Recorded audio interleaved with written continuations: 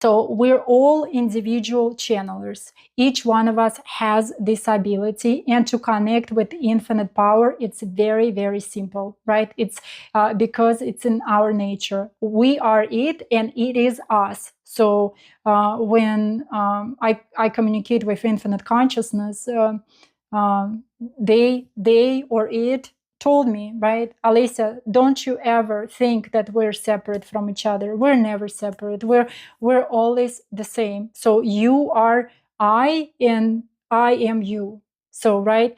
And so this infinite consciousness, infinite intelligence, when we establish this channel of communication, when establish this kind of guidance, conscious guidance, right? Because I told you guidance can be in both states, in unconscious and conscious in that sense. And how I differentiate the two, the unconscious state, it's the time before the awakening, before the spiritual awakening in that sense. And that's kind of like a breaking point from this type of reality into a different type of reality, into the expansion. So before... I would say in our unconscious state, the infinite consciousness guides us for us to awaken, for us to become conscious, for us to actually discover our infinite power and establish this connection. Establish this connection. First of all, being aware about that this connection exists and it's within.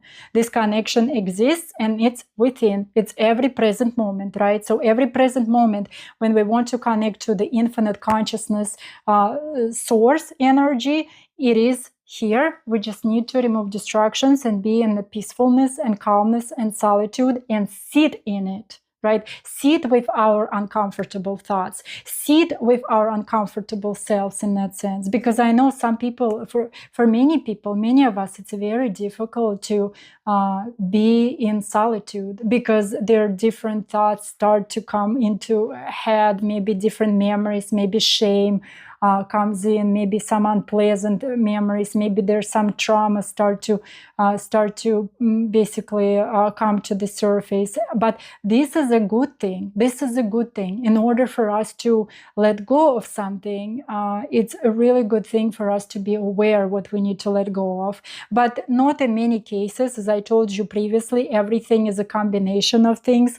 In many cases, we're not going to know what we need to let go of. Because in many cases, we are unaware what type of childhood trauma we received when we were a child, when we were maybe within our mother's womb in that sense, right? Because we just don't know. Yeah, even though the knowledge is within, however, it's not up to us. It's to the infinite consciousness source to